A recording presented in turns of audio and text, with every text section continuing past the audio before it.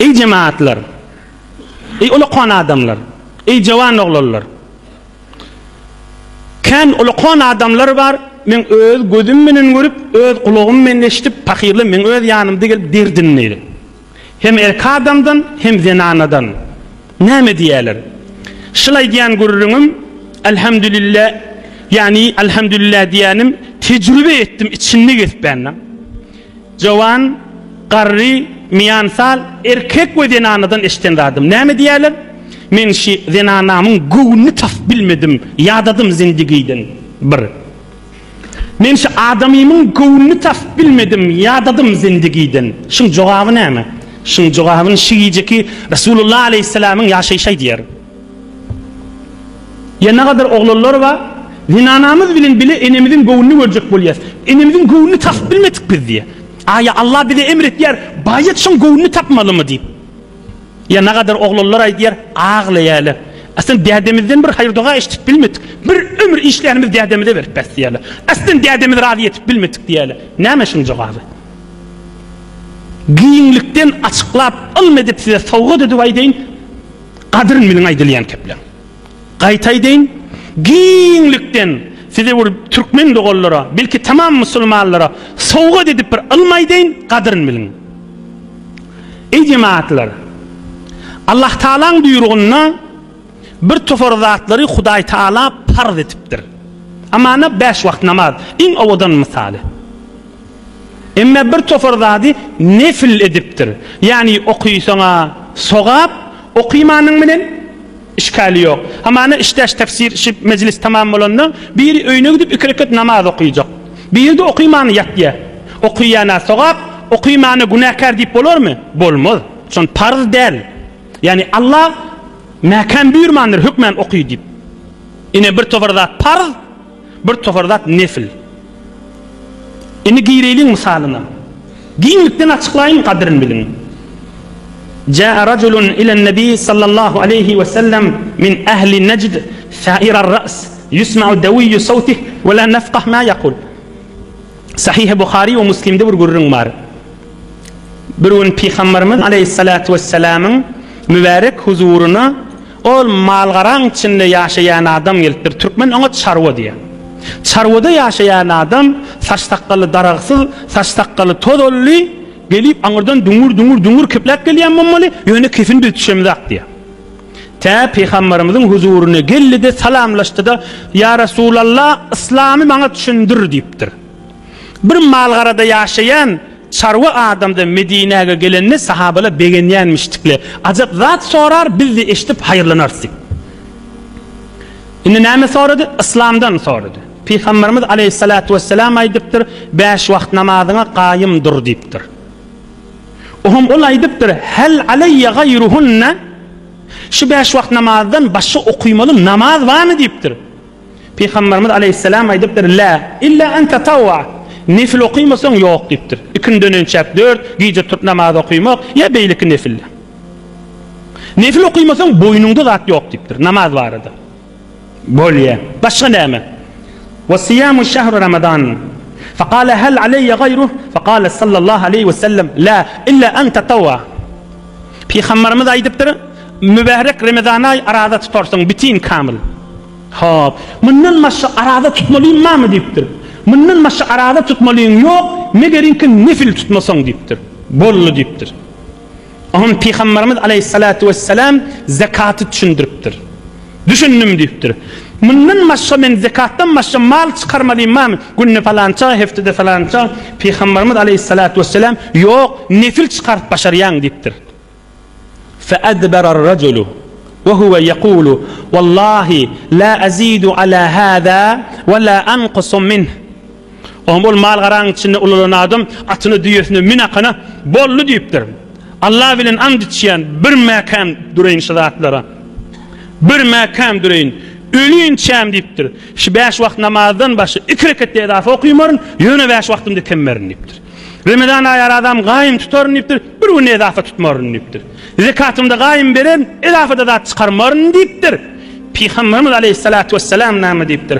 Aflaha in sadaka. Hadisun sahih. Şu var yani adam kefinini doğru dursa doğru cennete vardı diýipdir. Şu var yani adam kefenini doğru durursa cennete var ya deyiptir. Şu var yani adam kefenini doğru durursa doğru cennete var ya gönüllü deyiptir. Yani ne mi? Yani Allah'ın qayım dur diyen zadına qayım dursan uttun deydi. Yani Allah'ın qayım dur diyen zadına evvel makandır. Ondan çürüyüm Hazreti İmam Rabbani neme diye. Bir adam nefil namaz okuymağı heves olsa, nefil namaz okuyası geliyor da, yönü 5 vakit namazını çalasım ne okuyarlığını bilmese, bilsin şu şeytanın tofununu gösterendir diyor. Nefil namazı hevesa. Bir cahil durup her yerlerde genrak yerlerde namaz okuymağı heves. Yönü 5 vaktini hevessel. Şol adam şeytanın tofudur diyor. Kadrin milin aydılayan keplen. Ya nefil namaz okuydu, genrak yerlerde namaz okuydu, lezzet alıyor. Aslında 5 vakit namazı yüreğinin ehemmiyet vermiyor. Şol adam şeytanın tofu diyor. Allah'ın qayımdır diyen zatına qayım durmalı.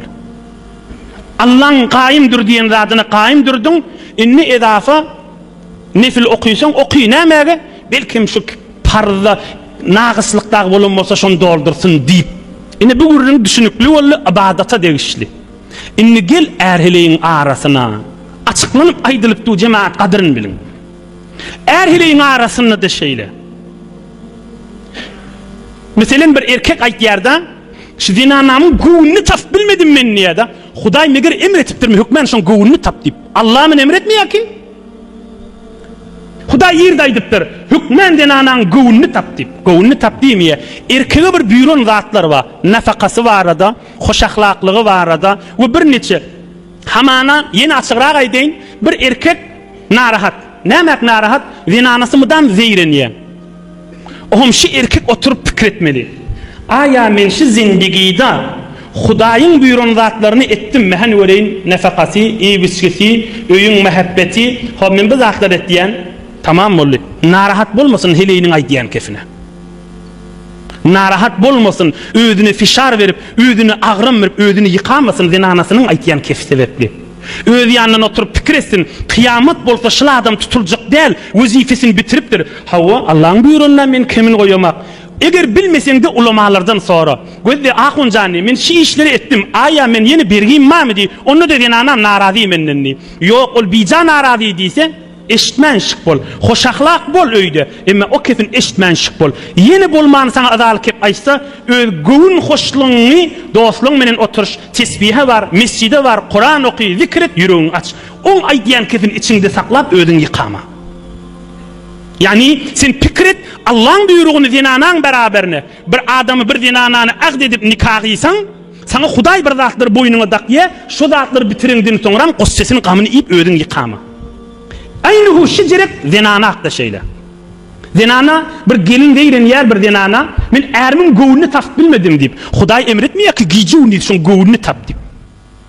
Allah onu emretmiyor. Zinanan bir vazifesi var zin erinin beraberine. Erdim mıdam zeyreniptu. Ay sen okuyan namazın kabulle, ay sen men innemeyen. Her neçe innediyse de beter et ya ol erkadam. Şu zinana, şu gelin oturup fikretsin. Ve men Allah'ın buyruklarına yerine yetiriyotin.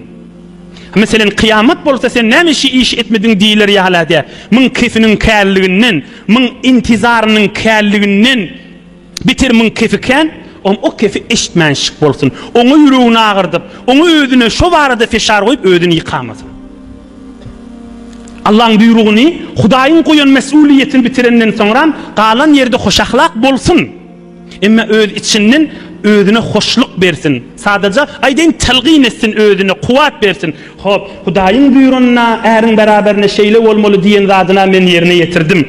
İnşallah men günahkar olmarın. Erin yönü öz kefiken, öz intizarıken, tavakkuatıken, onu bilmenşik bolsun. Öz içinden ödün hoşluk etsin şeytip. Yine bir erheleyin arasında. Enata oğulgıydı var arada da şeyle. Bir neçe heftemin nodal bir misal aydandırın. Bir cavan oğlun ağlaptı. Nem deyip ağlayı? Bir ömür işlen pulum dedeme verdim deydi. Bir ömür işleptir dedesine verdir pulu. Şey diyenine ayttım, nem deyip dedene veriyen dedim. Dedene gerek miktar ver. Neme çıkınmetin işlerini verip ver. Huday bir de buyurmandır ki onu. Onu kulak as ahun gurrunumun idinliydi. İşlenim dedeme verdim deydi. Dedem başka bir zinana aldı ve himmi malımız şun adını etti deydi. Zalim dermiş dede. Şeriat neme diyer şuna? Şu evey ene ol geliptir, şuna şeriat neme diyer? Bilikli özde, dədesi öz işlek getiren zat değil, oğullarının işlem zatı. Düzde qalıq Ahuncan diye. Ben aytdım, odal ne berýäňiz? Odal şeriattan habarın bolmaly. Şeriat aytmaýar ki hemme zadyn ber diýip. Dädini gözde, düzde mi? Çüllü galypdyrmy? Suw ýokmy, gazasy ýokmy, nahary ýokmy? Ya daru derman gerekmi? Emma ondan aňyr sen wezifäň däl. Wezifäň mykdarça habaryň bolsa, Allah'ın ýanyna mesuliýetiň tamam bolýar. Inni gowun alyp bilmeseň näme? Inni süýji kefiňe aýt, emma ondan aňryk amal etmek wezifäň däl. Süýji kefiňe aýt, ay janny hanny aýdasyň gelmese de enin däden da, emma hemme zadyň bermep, ay men senden radyda, ay men näme diýse diýsin. Hudaý däl ki, hemme ýagdaýda kıssatdyrar ýaly ogul gyýdyny düze oklak goýar ýaly. Eger Malikul Mülk eni dädemi? Malikul Mülk Allah ki. Hudaý aýtýar, maňa teşekkür edin, ena taňra da teşekkür edin diye. Ol aýtýany, ena taň sakla, iýitçisin ber, üf diýme. Emma ena taň sakla, derhäddiki Allah saňa buyurupdyr.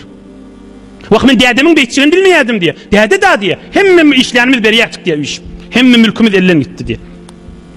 Derhädde mesuliyet. Hudaýyň buyuran mukdaryny etseňiz, mydam rahat bolarsyňyz. On bu barada bir soraw gelýär, 3 dakikada tamam edin. Yo men edafarak gowluk etjek. Hana edafarak sogap gerek dälmi meger? Dogry aýtýan. Edafarak gowluk et, tarapdan bir azalyk hep eşitsen, tarap ýanqyal bir işleri etse, sabr etip biljek bolsaň edafarak gowluk et. Türkmen oňa näme diýe? Agryňy jydasyň nuň ýaşa diýe. Edafarak sogap etjek bolsaň et, äriň marada, heleýiň marada, enataň marada, ogluýdyň marada. Ýöne şondan bir narahat konende kefeşdeňde, gören ýerinde aglap baryp aýtmajak bolsaň et. Sabryň bar bolsa et. Sabryň ýok bolsa, odal Hudaýyň buyrugçy etseň bolar. Ini bu ýerden ýerden aýtdyň diýsene, Resulullah aleyhissalatu vesselam elinden geleni edipdir. Meni Arapla kiyse diýen sen aýtdym. Kiyseň üstüne goýun, malafaň üstüne goýun, bir parçaň biziň üstüne goýun, 4 nefer göterden olatokdan olatoga akydyn diýipdir. Eneliňiň öýlerine aýlaň diýipdir. Galan tamam boldy.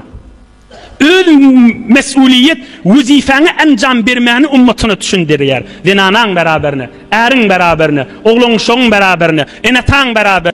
Allah maňa buyuran zady näme? Şonu ýerine ýetir. Dige on kefini ola asyp, ýüregiňi agyrdyp, galbyňy tutup, maňa gaýtan beý diýdi, dädem beý diýdi, ejem beý diýdi, oturdy pikir et. Hop, Allah'ın buyrugyna men kemçilik edemakdy. Allah'a köp şükür diýdi. Indi o azaly eşitýän kepleň ola ahiret derejeňdir. On eşitmänşik bolmaly bolýar. Hakl ve kanuny zindigidir. Allah ýaşaýyşlaryňda bereket bersin. Allah ýaşaýyşlaryňda mehabbet bersin. Din, iman, Kur'an ýörek durmadan Allah aýyrmasın.